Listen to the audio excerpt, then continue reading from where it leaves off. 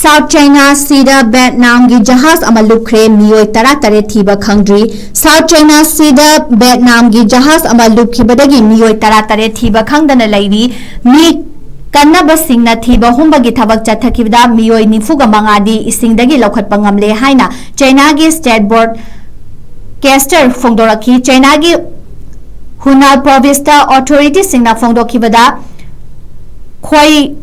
Nguyen tara nipan kauba Vietnam gi port puba Jahaz aduda Vietnam macha humfu nithoi tongki amasung Jahaz adu ferry store reef manakta lupkhibani haina China gi State Broadcaster CCTV gi maikaidagi fongdorakre Vietnam gi Jahaz adu ahanba oina China gi mi kanbagi Jahaz ama oriba